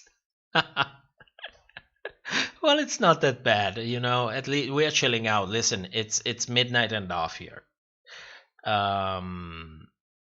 It's midnight and off, so you know I cannot blame you. Maybe you are as tired as I am.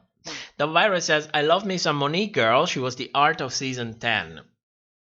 Hopefully, she won't end up as the heart of season 11, if you know what I mean. Amateur Season said, I can't apply makeup. That's a learning process as well. That RPDR channel, it wasn't purse first. Well, it's one of my favorite quotes, so I will always take advantage of any chance to say it. Kylie Wilson, I used to just put loads of bright eyeshadow and mascara and call it a day. Don't ask me about conjuring and all that fancy stuff.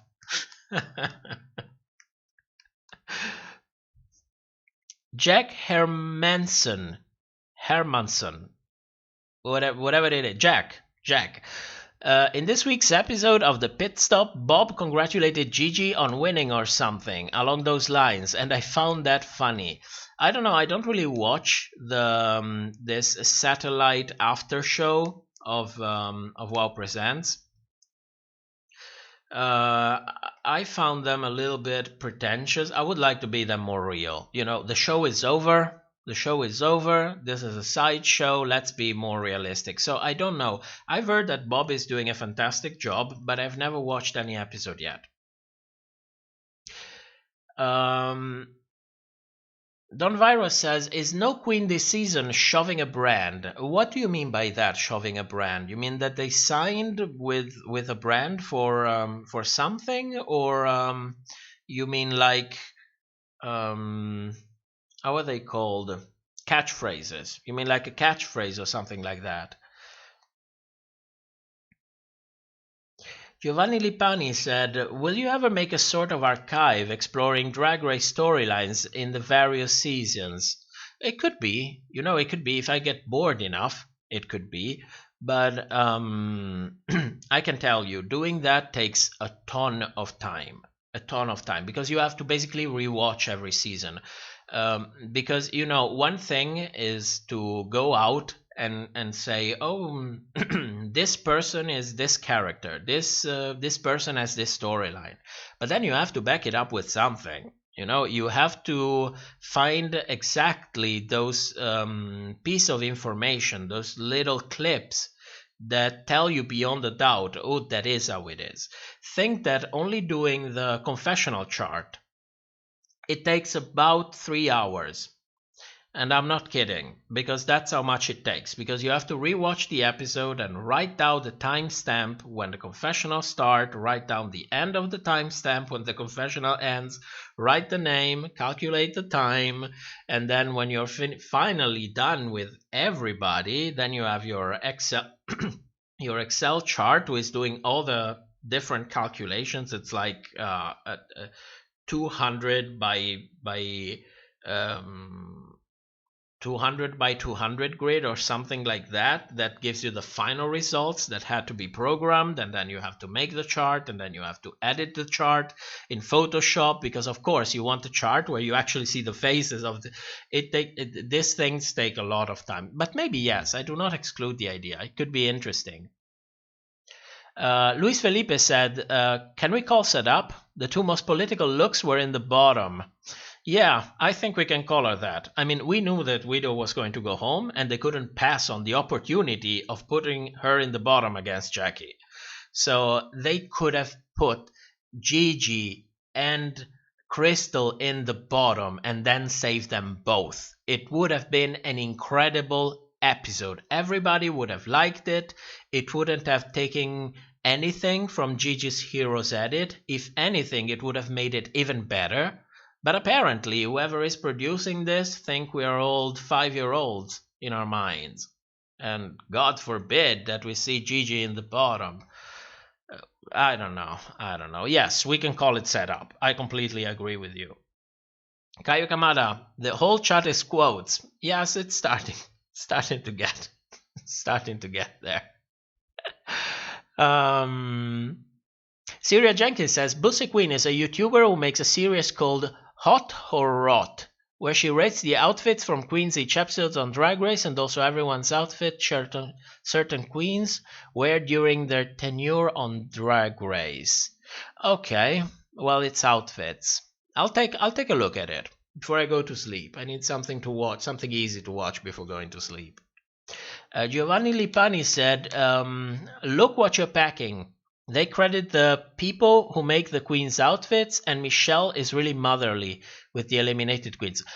Oh, they credit them? That's nice. That's actually really nice, because, you know, most of the time what happens is that we associate the queen with the outfit, and thinking that just because she is responsible for the outfit 100%, when in reality there are probably a ton of people behind it, behind the whole wardrobe that a queen shows during a season. So it's really nice that they're doing that.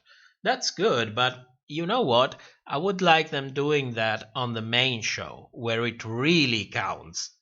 But, you know, money. Don Viro says, yes, catchphrases. Luis Felipe said, you could compare how the edit changes as the years go by. Yeah, it changed a lot. It changed a lot. You have no idea how much it changed.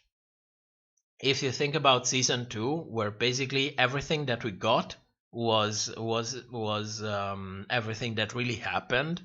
There was no dramatization whatsoever.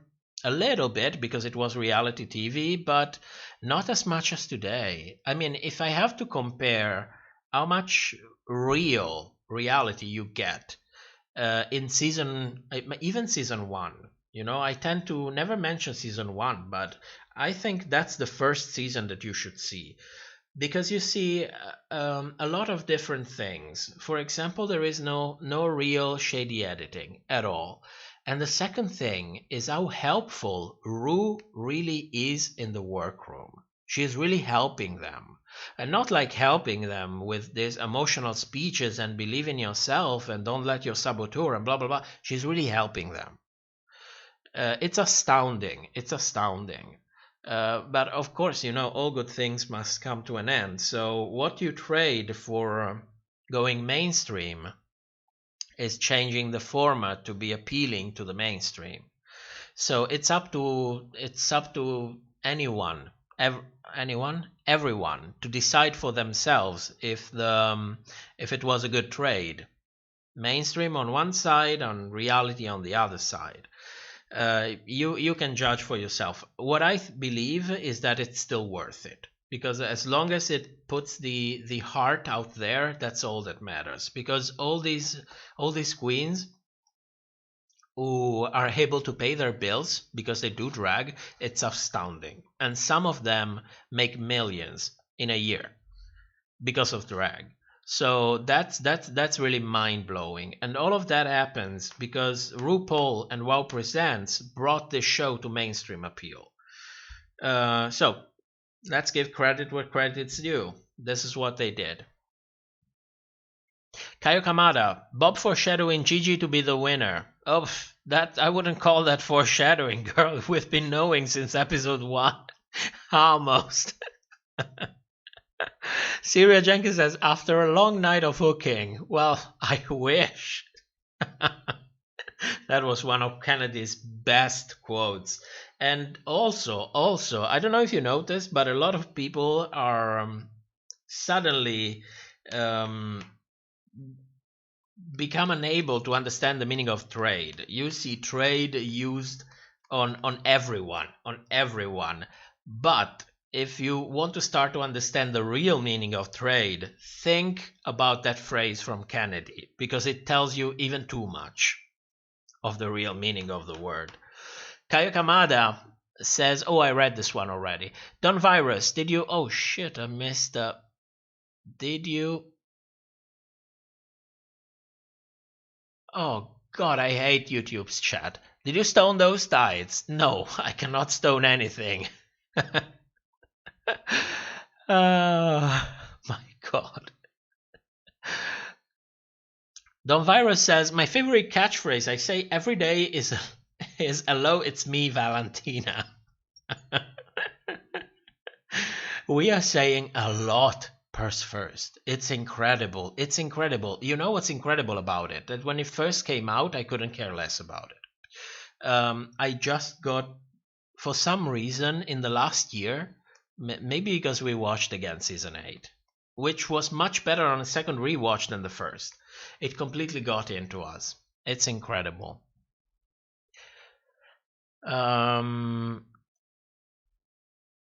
Quotes. Lady Baconator, if Gigi was put in the bottom 2 and beat Widow in the lip sync, it would have helped Gigi grow, and it would have felt fitting after Widow bet Gigi in the lip sync in episode 1. Yes. It's incredible to me that they have 20 producers and none thought about this. None of them.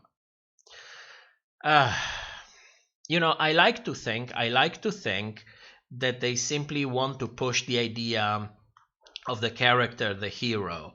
But, maybe as usual, we should not assume malice when we can assume stupidity. Maybe they just didn't see it. There was so much in their head that they just couldn't see it. Or maybe it was lost in the process of review. We think about this as producers, but then there is hierarchy of producers, and after that you have to talk with the network, and you have the editing going back and forth until you finally reach an agreement of what you're going to show and what the storylines will be and so on. So it's a bit more complicated than that. Kyle Kamada said, I think Raven is the best part of FPR. What's FPR?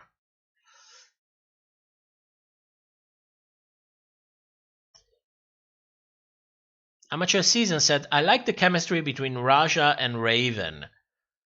Raja and Raven, when did I see them together? Oh, maybe it's some online show. Beverly Steer, really enjoy your channel. Thank you for all the work we put in. Thank you. It's nice. It's nice, because I always wanted to do this kind of things. I always had these ideas, and for some reason I thought it was just stupid to pull them out there. Maybe nobody would be interested. But, as long as someone is interested and we're having fun, why not? I mean, after all, we are still all quarantined with nothing to do at all. So let me count confessional times. That keeps me busy.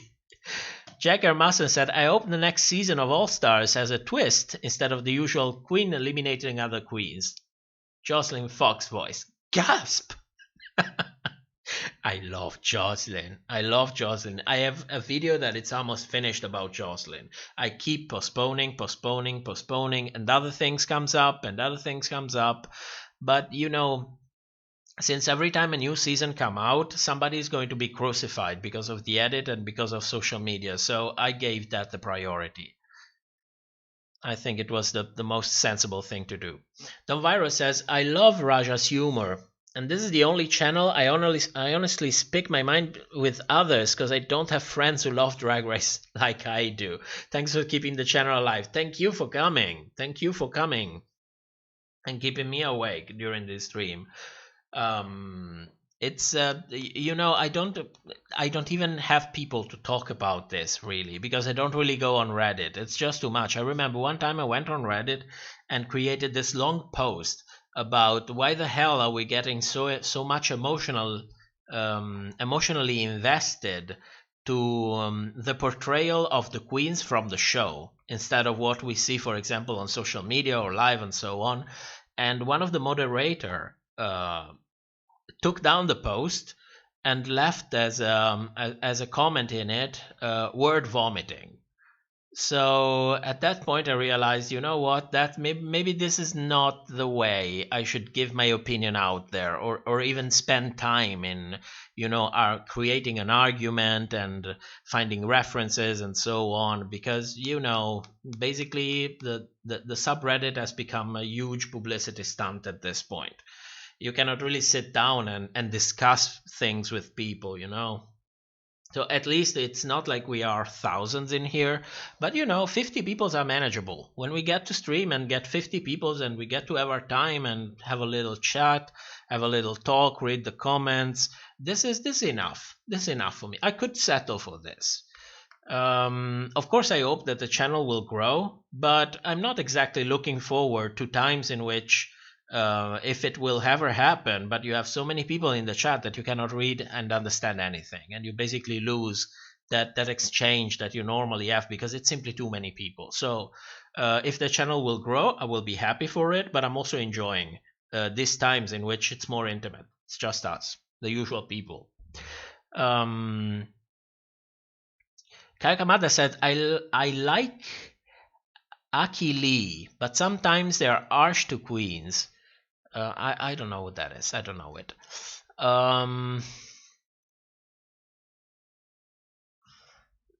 Oh, this chat. I hate YouTube's chat. It just jumps. It doesn't give you the ability to really scroll through it and go from comment to comment.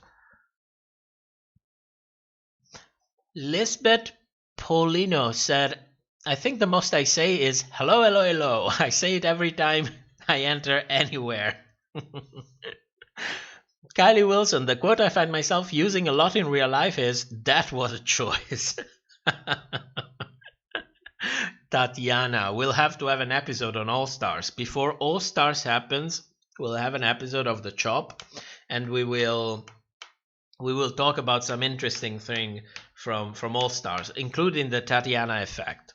That's trademark. That comes from me, the Tatiana effect. I'm trying to make it into a thing, but I don't think it's ever going to happen. But I'll try. I'll keep trying. We'll see. Hayu Kamada. Her look was shit. I know what this is. That's one of my favorite quotes as well. Lisbeth Paulino said, would you say that the show is better now, with every production and made-up history lines, but letting the Queen actually live off their work, than the old season with less editing and relevance? Yes and no. And I'm saying yes and no because that really depends on where you're coming from. What do I mean where you're coming from? Well, if what's more interesting for you is to having a show that really invests you emotionally, that you can really connect on an emotional level, get the feeling that you know these people, and that they are being presented in the most realistic way, then the older seasons were better. But if you come from the point of view of saying, listen, I can live with the fact that the show is not as good as it used to be or as realistic as it used to be, but at least it gives us the ability to have drag mainstream. And what does it mean? Well, it means, for example, that you might have internationally famous queen come to your little town and you can see them live, because there is a huge market behind it. So you're trading a little bit of the quality of the show in exchange for having all these opportunities. And we're still looking at everything from your perspective, because then there is the Queen's perspective, because they actually have very careers from which they can profit a lot. So I think it's still better now. You know, I'm happy that we have had this older season, that we can go back, we can rewatch them, but it's still worth it. It's still worth it. What I would like is that they would just not be so lazy in the production room. You know, but what they come out with looks like lazy to me. And I don't understand how is it even possible now that they have more resources than ever. So you see where I'm really coming from. It looks as if now that they went mainstream, they basically sat on that chair and stopped really doing the work. That's how it looks to me. The editing looks lazy, derivative. You basically have you created a situation in which the queens are basically paralyzed. They are afraid of talking, afraid of expressing themselves.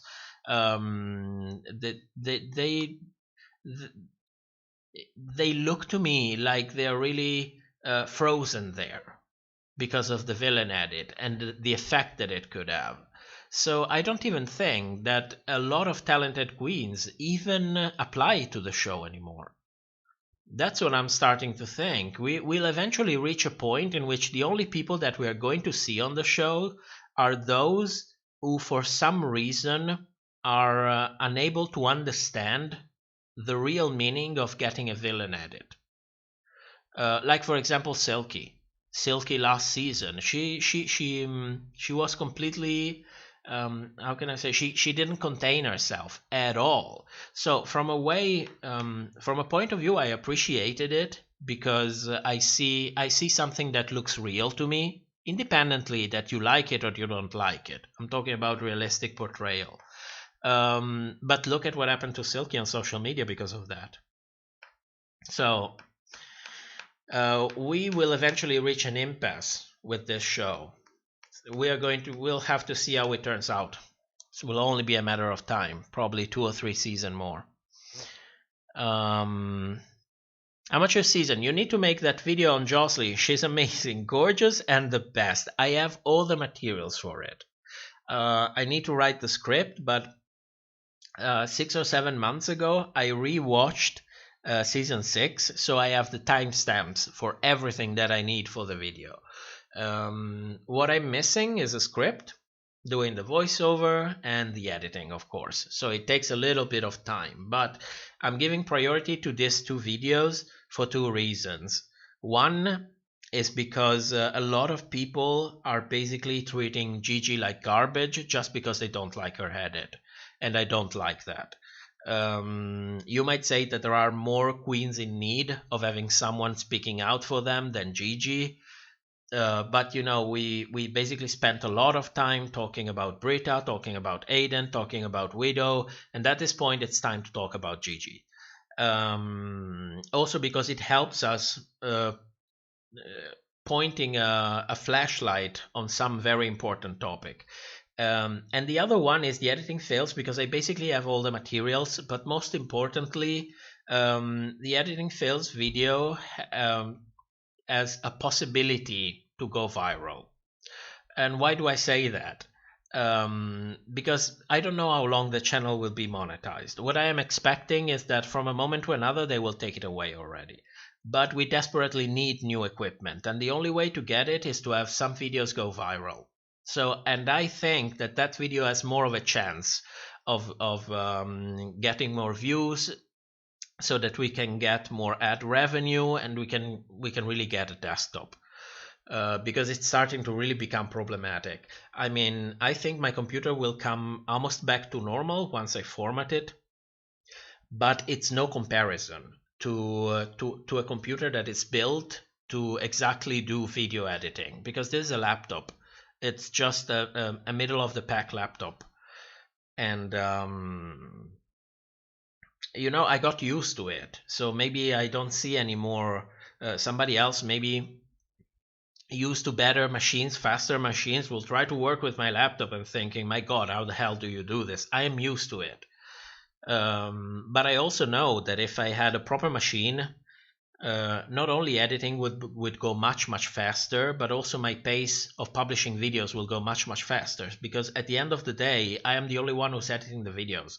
So I can pass, for example, on writing the scripts, I can pass on researching the materials and so on, but editing, it's a funnel. I'm the only one who does editing, and this is the only computer that we have who does editing. So I'm hoping that we will stay monetized long enough so that we can generate enough revenue to update the equipment. After that, I'm happy if we're still monetized, but I'm not worried about the need to be monetized. Not anymore. So we'll see. That's why. Beverly Steer says, my favorite queen is Bianca, not today Satan, beside the fact that I live here. Beside the fact I live her so. Am I sleeping already? Could be. What time is it? It's 1 a.m. Dear God. Dear God. Amateur Season says, I go to Reddit to see all the fantasy drag race season. Yes, I think I think you're here. There must be subreddits with fantasy seasons. Don Virus says, I wish I had a friend named Christine so I can say, what's the tea, Christine?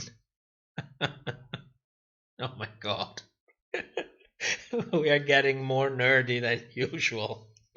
Syria Jenkins, don't forget, bitch, I'm from Chicago. Kayo Kamada, Reddit is crazy, girl. Yes, you can lose yourself in the subreddits. You could really lose yourself. Giovanni Lipani said, I have my SO to talk about Drag Race. The lockdown keeps us divided, but the lockdown keeps us divided. What's an SO? Social. I'm not good with acronym. You're talking to the person who had to Google LMFO like 3 years ago. It's not that long.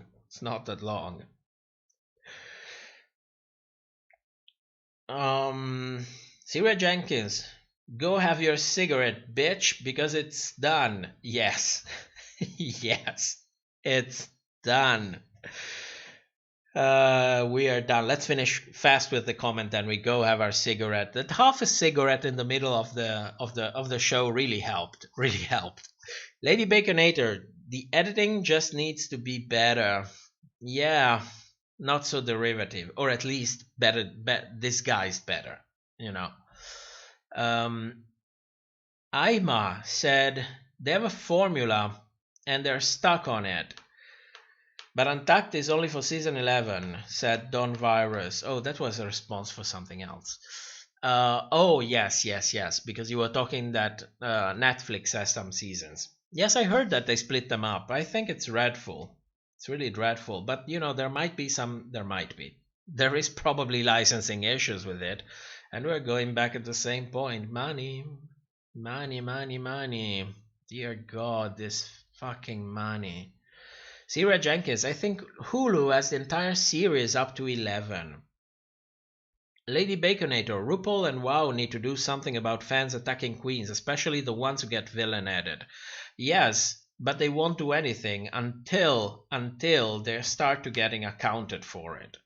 But what the problem is? That people are too busy insulting Britta or Widow or Gigi or Aiden on social media rather than insulting WoW for the way they exaggerated everything about them. That's where the problem really begins. The moment you reach to these people and make them understand, then the show will change because they will become accountable for what they're doing. But if they can get away with it, they are going to get away with it. They're going to keep getting away with it because why not? It's always the same thing. It's always the same. How would you call it? The same issues. It's about money and it's about effort, and you want to maximize the money you make while minimizing the effort you make, and not taking responsibility for such a thing like villain edits and backlash. That's a huge minimization. Okay. Don't virus. RuPaul and the producers don't care for those queens who get attacked. They only care for a storyline and the money. Yes. You hit the nail. You really hit the nail in the head. Well, but they're business people. That's their job. They're business people. They're not therapists. And Sir Martinez says, what do you about Jackie in the bottom? It's probably what do you think? What do you think about Jackie in the bottom, but Gigi safe in the last episode? I think Gigi and Widow had to lip sync for the life. Gigi didn't have no stars nor stripes, but Gigi would have been obliterated by Widow. Maybe you came to the stream a little bit later, but I agree. It was a great moment to put Gigi in the bottom. It would have given her a lot of character development. And I'm not concerned about the fact that Widow would have out lip synced Gigi, because first, I don't know if that would have really happened, but really if it happened, they would have made it look as if Gigi did it better. But as I said before, I think the best option would have been Gigi versus Crystal, and then nobody goes home. Double Shantae. That would have been the best option for me. Don Virus, I think Rue is a judge in a show where they paint models' body. Sorry, I forgot the name. I have no idea. Kaio Kamada, yes, RuPaul will be the first one to talk bad about a queen that had a villain added. Well, that depends if RuPaul can even remember the name, because you know. I think she has somebody suggesting her the name when she goes in the workroom. She'll say, you are, and then Rue, that's Crystal. Oh yes, Crystal. How much a season? Well, when you go to bed, good night. Lee Thuk Solo Change. I hope I pronounced that right. This is my favorite channel on YouTube. Love from South Africa. Thank you. Thank you. It's really nice to hear it. Okay, guys. It's been long. It's been more than long. You know what happens? When I finish with the stream? That YouTube publishes it and people look at it and think, fuck, it's 2 hours. I'm never going to watch it. That's what happens. But who cares? Come on, we had fun. That's the important thing. At least we had fun. Okay, guys. See you next Sunday. We'll see if Heidi goes home. She will probably go home. Yeah, she will probably go home. I can bet my last 2 cigarettes that she's going home. But we'll see each other next Sunday, and we'll start working on the script for the Gigi's videos of the shop. Okay? Thank everybody for joining. Be safe, keep busy, and don't get crazy during these crazy times, okay? Thanks for coming, and see you soon.